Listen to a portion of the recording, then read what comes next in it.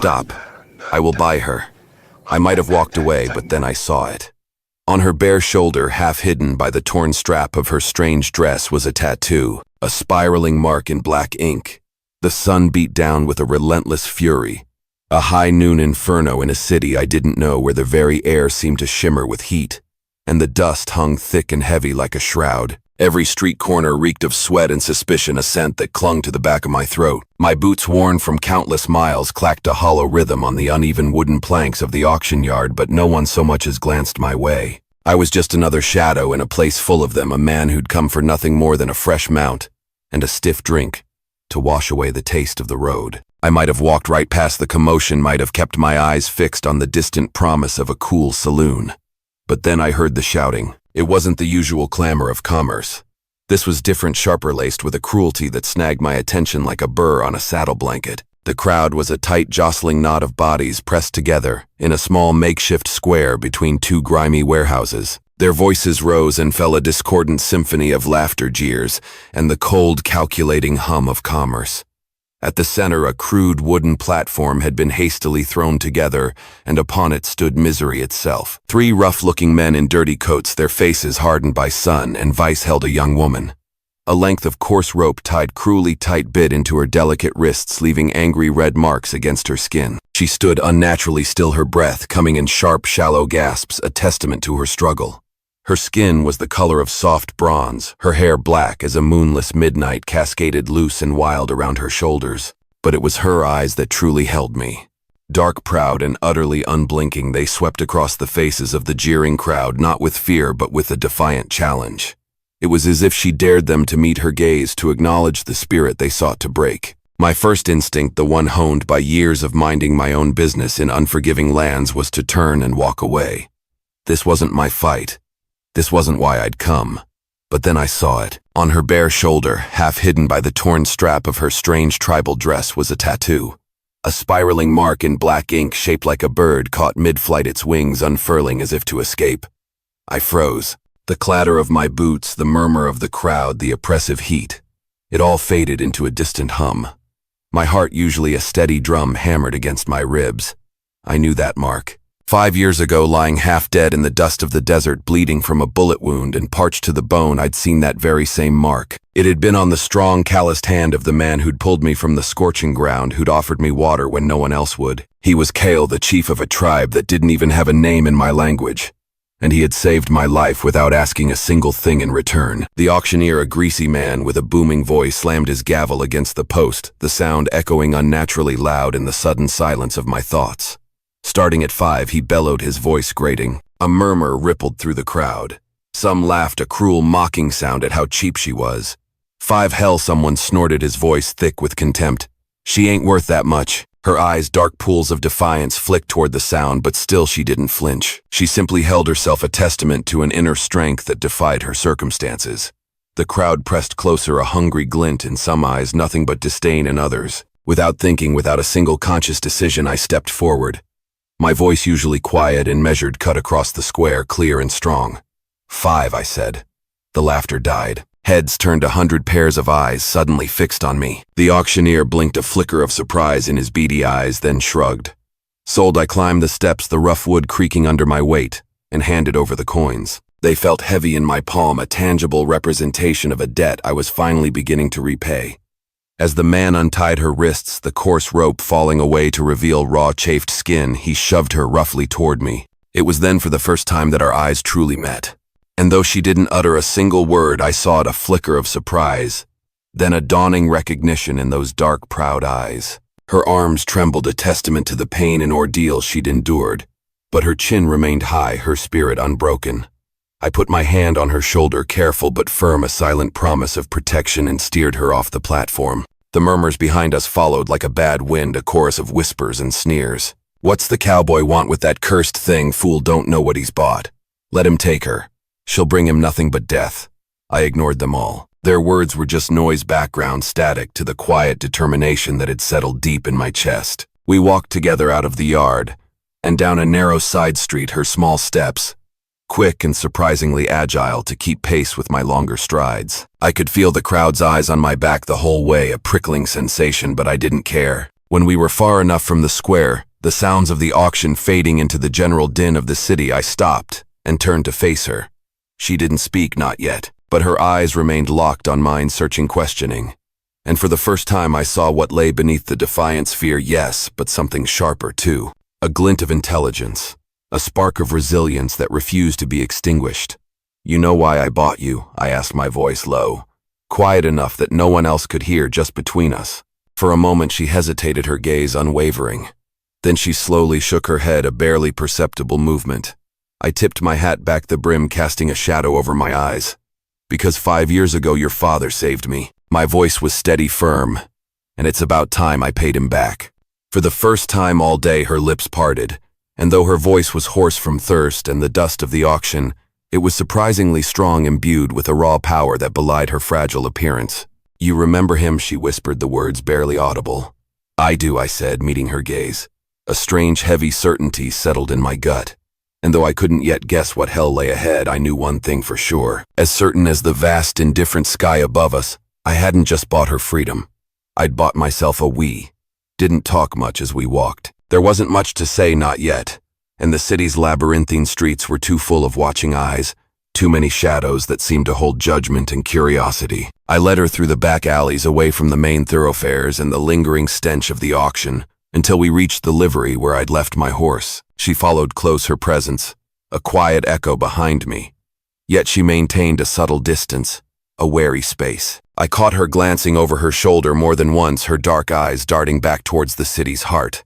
And I couldn't blame her. The folks back there had looked at her like she was a curse, a burden someone else ought to carry. When we reached the stable, the familiar scent of hay and horse sweat a comforting balm.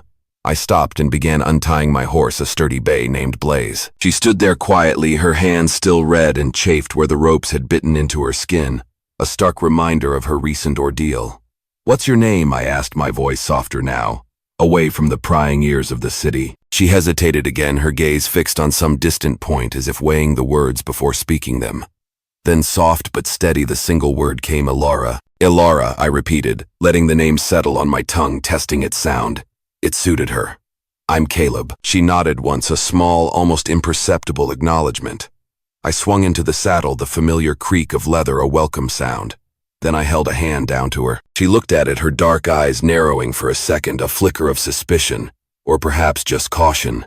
Then, without another word, she climbed up behind me, her movements surprisingly graceful despite her exhaustion. We rode out of that city in silence, the rhythmic sound of Blaze's hooves on the hard-packed dirt the only thing between us. It wasn't until the ramshackle buildings fell away behind us, replaced by the vast open plains stretching wide again, that she finally spoke. "You didn't have to do it," she murmured, her voice barely a whisper against the wind. "I know," I said, my gaze fixed on the horizon, the endless expanse of the desert. "Why?" She pressed her voice a little stronger now, a hint of genuine curiosity. "Because your father saved me once," I told her, the words carrying easily on the wind. "Out in the desert I'd been shot and left for dead. He found me. He patched me up, gave me water, food, let me sleep under his roof until I was strong enough to ride again. Never asked for a thing in return." I could feel her shift slightly behind me, her hands gripping the saddle tighter, a subtle tremor running through her.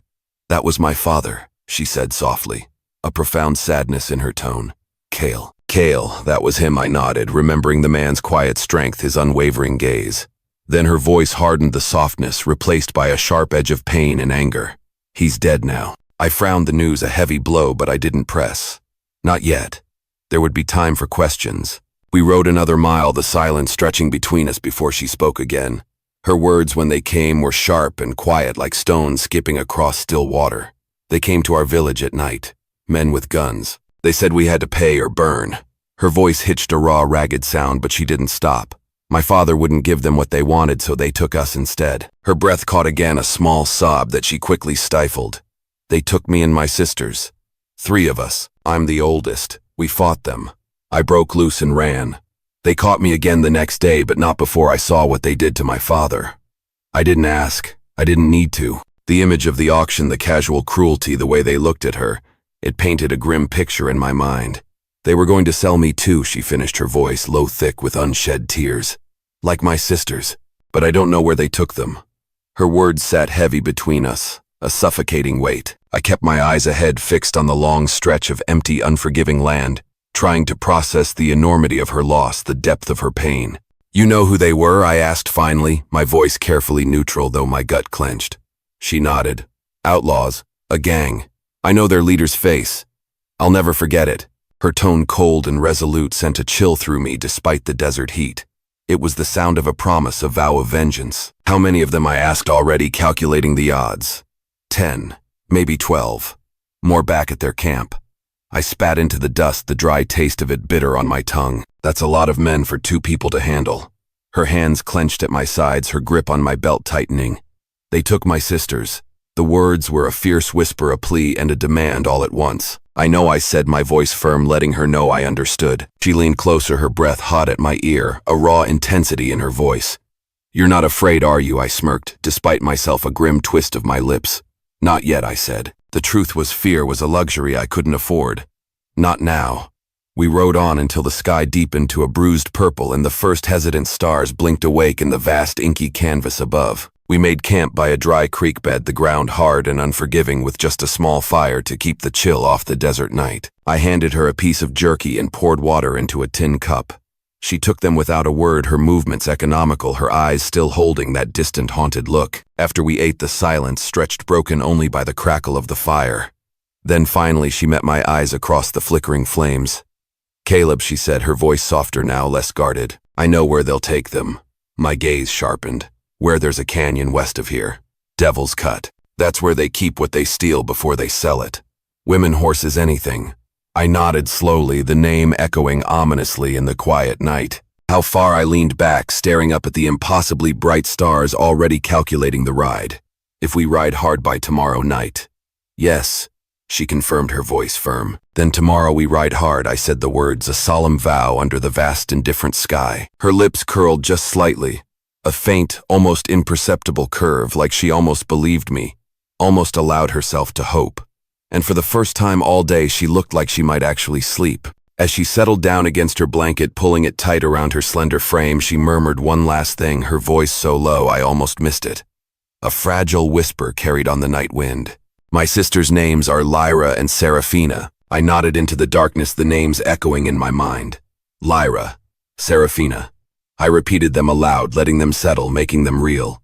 "We'll bring them home." And though the fire cracked and hissed, and the night stretched cold and vast around us, I felt something new settle into my chest, heavier than any gun or saddle I'd carried. A debt not just to her father anymore, but to her, to all 3 of them.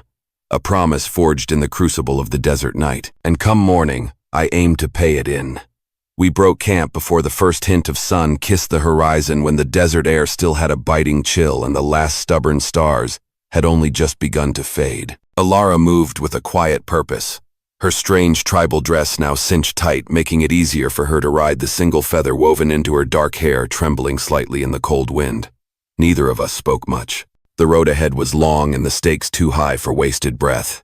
By the time the first streaks of molten gold split the eastern sky, painting the clouds in fiery hues, we were already miles away from that cursed city. Dust fine as flour curled up under Blaze's hooves, a constant companion. The land stretched out before us, flat, merciless, empty, save for a few lonely cacti standing sentinel and rocks stacked like ancient gravestones. Alara sat behind me, her hands steady at my belt, her eyes constantly scanning the horizon, searching, assessing. Every so often she'd point with a slender finger and murmur something, guiding me toward faint signs I would have surely missed. Hoofprints shallow and almost invisible in the dry earth. A snapped bush branch barely noticeable. The faint, almost vanished ashes from an old campfire. It was clear enough she'd grown up in these lands, lived and breathed its secrets. And I, though I'd ridden them plenty, felt almost clumsy, a novice compared to her quiet expertise. We rode fast through the morning, pushing Blaze hard, and slowed only when the sun climbed high, a blazing orb in the sky, and the oppressive heat began to press down, stealing the breath from our lungs. By noon, the sun directly overhead, we came upon the first real sign of them, deep ruts cut into the dirt, fresh and unmistakable. Beside them, more hoofprints than I cared to count, a clear indication of a large group. Alara slid off Blaze, her movements fluid and silent, and knelt, her fingers tracing the grooves in the ground, reading the story etched in the dust. "They're moving fast," she said, her voice calm, devoid of emotion, like a seasoned tracker. "But not careful. Too many horses. They're overconfident." I swung down and crouched next to her, my gaze sweeping the surrounding terrain. You think they know you got away?" She glanced up at me, her face unreadable, a mask of quiet determination. "They know by now." She rose, brushing the dust from her hands with a decisive gesture. "We keep moving. If they reach Devil's Cut before us, it will be harder. More men, stronger ground to defend." I nodded, the logic undeniable. I mounted Blaze again and helped her back into the saddle, the brief touch of her hand surprisingly warm against mine. All afternoon we followed the trail, a relentless pursuit under the scorching sun. Once or twice we spotted scraps of cloth snagged on brush, bits of food dropped along the way. Proof enough of the outlaws' carelessness, their arrogant belief in their own impunity. At one point a shadow passed over us, vast and silent. I looked up. A hawk circling high above a solitary hunter in the endless blue. Alara looked up at it too, then muttered something I couldn't understand, her voice. A low melodic hum. "What was that?" I asked, curious despite the urgency. "A prayer," she said simply, her eyes still fixed on the distant bird. We pressed on the miles, blurring into a monotonous rhythm of hooves and dust. As dusk began to fall, painting the western sky in hues of orange and deep violet, we finally crested a ridge and caught sight of it. Devil's Cut. It was a jagged scar in the earth, a deep canyon that seemed to swallow the last light of day whole. Sharp, unforgiving rock walls plunged down into shadow, and even from a distance I could see the thin wisp of smoke rising from within its depths, a beacon of danger. Ilara narrowed her eyes, her jaw tightening. "They're here."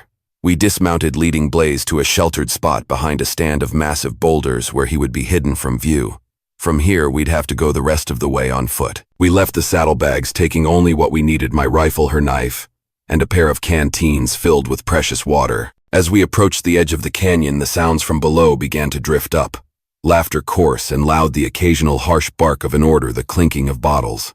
I eased forward, my movements slow and deliberate, and peered down into the gathering gloom. The camp was sprawled at the bottom, a chaotic mess of men and wagons. 3 wagons were circled up, a half-dozen horses tied nearby, their dark forms barely visible in the fading light. At least 10 men milled about, their figures indistinct in the deepening shadows. In the center, 2 women bound at the wrists, but still upright, sat near the flickering campfire. Even in the fading light I could tell they shared Alara's proud bearing, though their faces were pale and drawn, etched with exhaustion and fear. Alara crouched beside me, her fingers digging into the rough rock, her body trembling almost imperceptibly. "Lyra," she whispered, her voice raw, laced with an agonizing tenderness. "Serafina." Her eyes burned with a fierce, unyielding light, but her voice stayed steady, a testament to her iron will. I counted heads again, confirming her earlier estimate. 12 men, just like she'd said. Most carried pistols holstered at their hips. A few had rifles slung lazily over their shoulders, their guard down, their confidence bordering on arrogance. A lone sentry stood farther up the path, leaning against a rock, but he looked more interested in his flask than the encroaching darkness beyond the camp.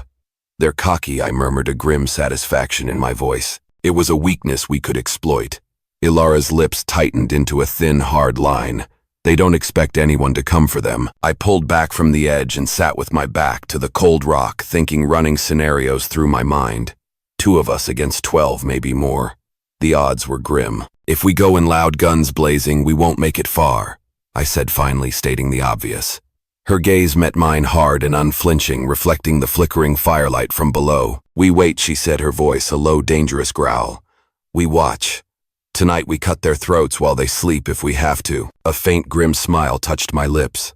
"You really are your father's daughter," I muttered, a genuine admiration in my tone. That earned me the faintest flicker of a grin, a brief softening of her features before she looked back toward the canyon, her eyes already calculating, planning. We settled into position as darkness swallowed the camp below, the last vestiges of twilight fading from the sky. I checked my rifle, feeling the smooth, cold metal, counting the rounds, the weight of each one a silent prayer.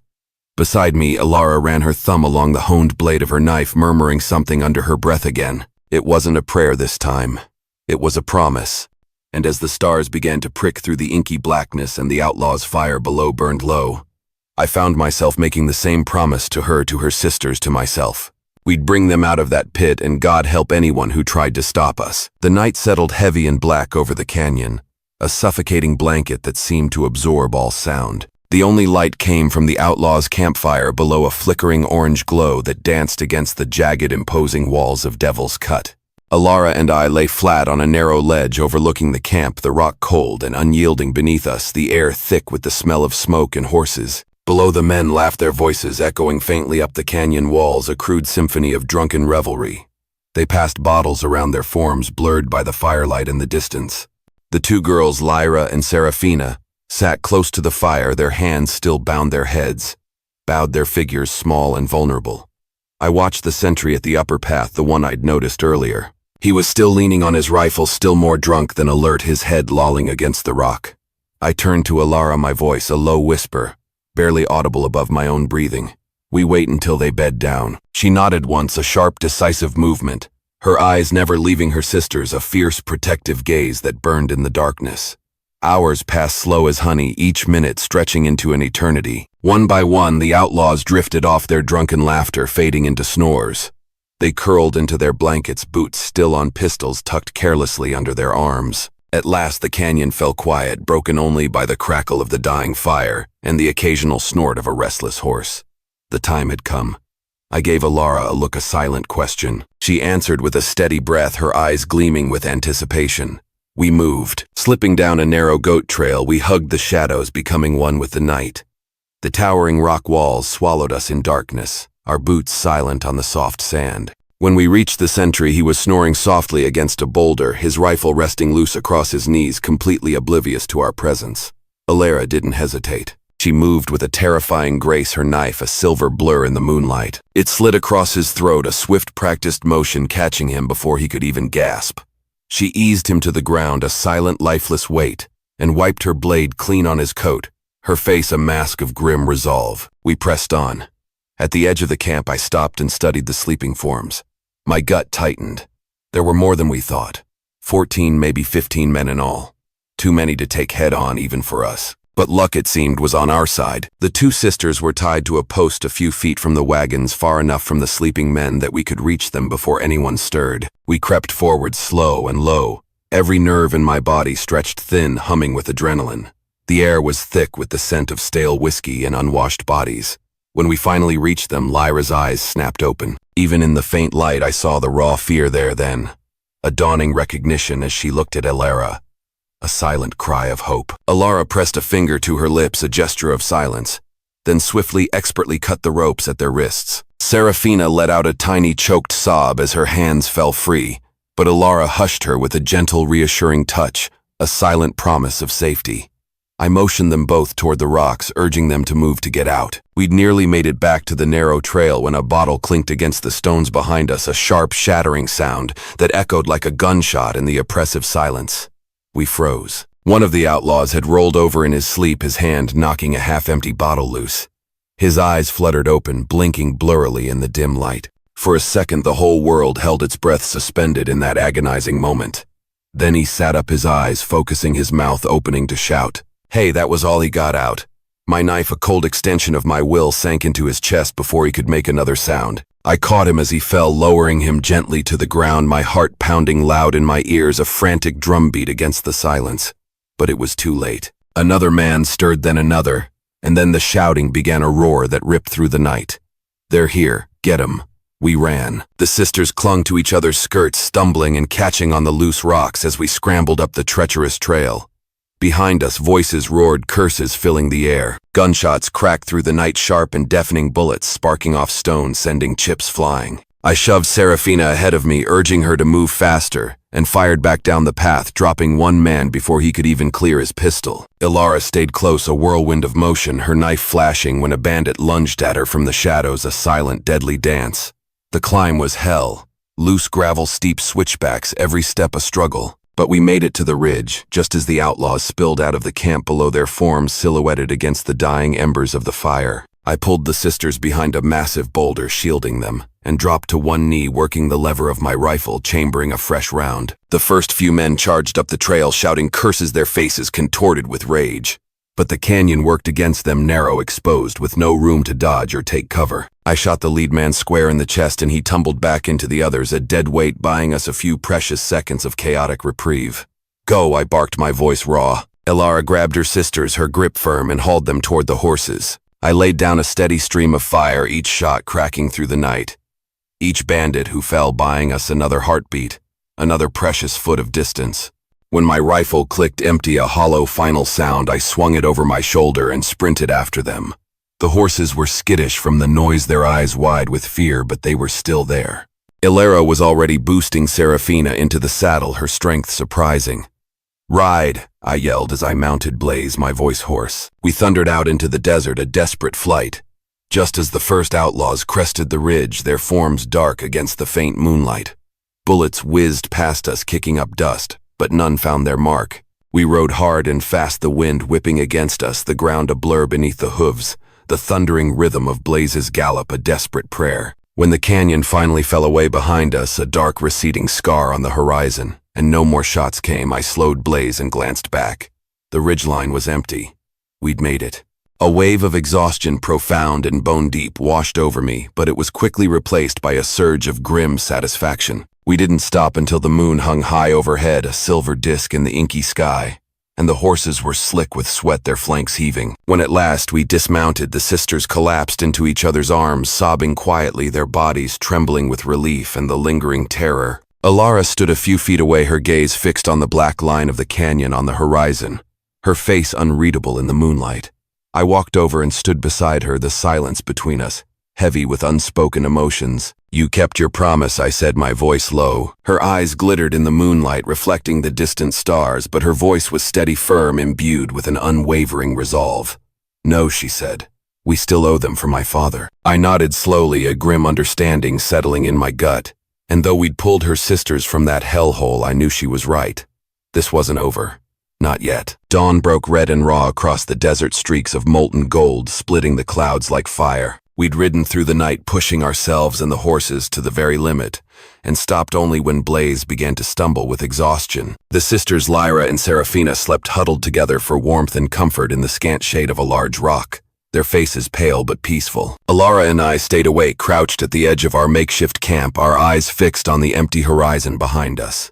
Neither of us spoke, but we didn't have to. The unspoken truth hung in the air between us, a shared certainty they'd come for us, and we meant to meet them halfway. When the first speck of dust rose in the distance, a faint smudge against the vast canvas of the desert, I was already checking my rifle, counting cartridges, feeling the familiar weight of each one like a prayer, a silent invocation of violence. Ilara stood behind me, tying back her wild black hair, her knife glinting in the harsh morning light, a silent, deadly promise. "They'll follow the canyon trail," she said, her voice low and steady, her gaze unwavering. "They think we'll keep running." I nodded, a grim smile touching my lips. "We won't." Her lips tightened, a fierce resolve hardening her features. "We kill them all." I didn't argue. There was no point. Her words echoed my own thoughts, the cold, hard logic of survival and vengeance. We mounted up and rode south, skirting a dry wash that would lead us into Devil's Hollow, a narrow cut in the earth that funneled riders into a choke point. It was the perfect place to make a stand, a natural ambush site. We reached the hollow by mid-morning, the sun already baking the rocks, turning the canyon into a furnace. We left the sisters hidden in a shallow cave above the trail, safe and out of sight, and set to work. I positioned myself on a ledge overlooking the path, a natural sniper's nest where I could see for miles in either direction. Below, Ilara crouched in the dust, her movements fast and sure, setting stones, laying traps, her expression a mask of absolute focus. She was a natural, a hunter born of this harsh land. When everything was ready, when every rock was in place and every angle covered, we waited. It wasn't long before we heard them. The sound came first. The distant drumming of hooves against the earth, growing louder, closer, a relentless rhythm of pursuit. Then came the voices, shouting, cursing, their words carried up the canyon walls, distorted by the echoes. And then they appeared, 10 of them, maybe 12, riding hard, their guns already drawn, their eyes fixed on the trail ahead, their arrogance blinding them. They didn't see us. Not yet. I took a deep breath, the dry, dusty air filling my lungs. I lined up the sight on my rifle, the crosshairs steady, and fired. The lead rider pitched forward, his horse screaming as it reared, and threw him to the ground in a cloud of dust. Chaos. The men scrambled, horses crashing into one another, whinnying in panic. Shouts erupted, frantic and confused, as they tried to find where the shot had come from. I fired again, a practiced motion, another man down, crumpling from his saddle. Below Ilara, a blur of motion leapt from her hiding place and cut down the first one to dismount, her knife flashing once, twice before he crumpled in the dust, a silent heap. The others, disoriented and enraged, tried to climb the steep slope toward me, but the loose rocks gave way under their boots. They were trapped, funneled into a killing zone just as we'd planned. I kept firing, each shot echoing through the hollow like thunder, a grim symphony of death. One of them, a burly man with a scarred face, managed to scramble close enough to take aim at me, his pistol raising. But before he could pull the trigger, Alara, moving with astonishing speed, dragged him backward, driving her blade deep into his ribs. He gurgled a sickening sound and fell. Two more broke and ran, abandoning their horses, scrambling desperately for the far end of the hollow, trying to escape the trap. I dropped one where he stood, a clean shot to the back. The last one disappeared into the rocks, a phantom swallowed by the shadows, and then it was quiet. The air hung thick with dust and the acrid smell of gunpowder. The only sounds left were the horses' panicked snorts and the faint, mournful whistle of wind through the canyon. I climbed down slowly, my hands still tight on the rifle, my heart hammering in my chest, a frantic drumbeat of adrenaline. Alara stood in the center of the hollow, her hair wild around her face, her knife slick and red, her breath coming in quick, ragged bursts. Around her lay the dead. All of them. She didn't move, didn't even seem to notice my approach until I reached her side. Then finally she looked up at me, her eyes burning with a cold, triumphant fire. "It's done," I said, my voice rough. She shook her head, a subtle movement, her gaze flicking to the last man, the one who'd run. He was now crawling from the rocks, clutching at a bleeding leg, his face contorted with pain and terror. He froze when he saw us, watching him, a trapped animal. Alara walked over slow and deliberate, her knife still in hand, its blade gleaming ominously. She stood above him, her shadow falling across his face, eclipsing the last rays of sun. "You killed my father," she said, her voice a low, chilling whisper, devoid of emotion yet filled with an ancient power. The man's mouth opened, but no sound came out, only a choked gasp. Her knife flashed once more, a swift final arc, and then he was still. She straightened, wiping the blade clean on her skirt, her movements precise, almost ritualistic, and turned back to me. Now it was done. We collected what we could from the bodies, ammunition, water, anything useful, and untied the bandits' horses, letting them scatter into the desert, a final act of disruption. When we climbed back to where the sisters waited, they stood in silence, their eyes wide and solemn, taking in the grim scene below. Lyra reached out and took Alara's hand, a silent gesture of comfort and connection. Serafina whispered something I couldn't hear, her small voice lost in the vastness of the hollow. And just like that, the crushing weight of it all seemed to lift a little, replaced by a quiet sense of closure. We mounted up and began the long ride back north. The sun was high now, a blazing disk in the sky, and though my arms ached and my throat was dry, I couldn't help but glance at Alara riding ahead, her shoulders straight, her chin held high. The wind caught the feather in her hair, sending it dancing behind her like a banner of defiance. And for the first time I allowed myself to believe we might just make it home. We rode through the night again, though this time there was no sense of desperate flight. Only a quiet, unwavering determination to bring the sisters home before another dawn. The desert stretched ahead of us, painted silver by the moonlight, the stars spilling thick across the sky like scattered diamonds. Lyra and Serafina clung to Alara, who rode between them on her horse, their small forms huddled close. They barely spoke, but every now and then I'd catch Lyra's hand, reaching for her older sisters, or Serafina, resting her cheek against Alara's back, finding solace in her presence. The air grew cooler as we neared the mountains, a subtle shift that spoke of higher elevations, and I knew we were close. Even before I saw it, I could feel the land changing. Greener, more alive, the harsh stones giving way to patches of grass and scattered trees. A sense of anticipation, quiet and profound, settled over us. By the time the sun rose behind us, painting the eastern sky in soft pastels, the valley of their tribe opened below, a sight that stole my breath. It lay soft and quiet, bathed in the gentle morning light. Smoke curled lazily from low, rounded huts, and at the far end a wide river sparkled, reflecting the nascent sun. We stopped at the ridge, the horses breathing heavily, and simply looked down for a long, silent moment. The journey, the danger, the violence, it all seemed to melt away in the face of this peaceful scene. "This is it," Alara murmured, her voice barely audible, thick with emotion. I glanced at her. Her jaw was set, but her eyes glistened, tears welling though none fell. It was a powerful moment, the culmination of so much suffering and struggle. "You want me to ride in with you?" I asked, offering my continued support, though I knew this was her moment, their moment. She was quiet for a moment, her gaze sweeping over the valley below, taking it all in. Then she slowly shook her head. "You've already done more than anyone could," she said softly, her voice filled with a deep, heartfelt gratitude. I dismounted as they did, and we walked the rest of the way down the gentle slope, leaving the horses to graze. At the edge of the village, people began to appear, Children first, their curiosity drawing them out, then women carrying baskets, then men with spears slung over their shoulders, their faces wary. Their voices, once a low hum of daily life, fell silent as they saw us coming, a strange procession from the desert. When they saw Ilara's face, a ripple of recognition, then astonishment passed through them, and when they saw her sisters, Lyra and Serafina, still clinging to her, tears began to fall from the eyes of the villagers, tears of relief and overwhelming joy. One elder stepped forward, tall and stern, with white feathers bound into his hair, his face etched with the wisdom of years. He looked at the three sisters for a long time, his gaze lingering on their tear-streaked faces. Then his eyes swept over me, assessing, weighing. Ilara let go of her sister's hands and took a step forward, facing the elder. "They're safe," she said, her voice steady though quiet, filled with a quiet strength. "The men who took them are gone." The elder nodded slowly, his gaze still fixed on me, a silent acknowledgement. Then he spoke words I didn't understand, a melodic language that hummed with ancient meaning. Ilara turned to me, her eyes soft, and translated. "He says the debt is paid." I nodded, a profound sense of completion washing over me. The people began to gather around the sisters, touching their faces, brushing their hair, whispering words of comfort and welcome. Ilara stood for a moment among them, allowing herself to be embraced by her community. Then she turned back to me, her eyes still holding mine. "You'll go now?" she asked, her voice a gentle question, tinged with a hint of sadness. I studied her, her proud stance, her weary eyes, the faint trace of a smile that hovered on her lips despite everything she'd endured.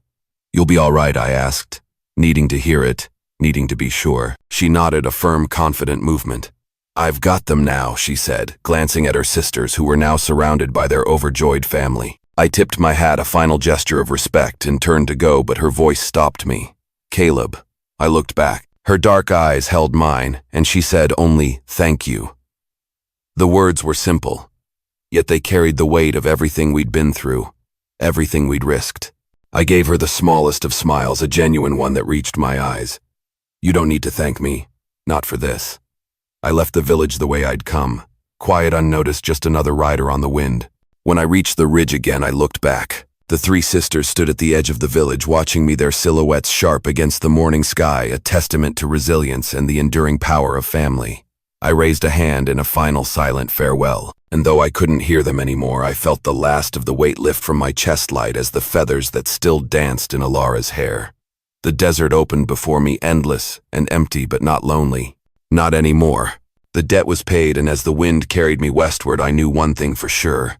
Some debts are worth every drop of blood they cost. So here ends our story, a quiet tale of sand, blood, and gratitude, written across the wild and unforgiving plains. It began in the dust of a nameless city, at a slave auction no one wanted to remember, where a cowboy bought more than just a girl.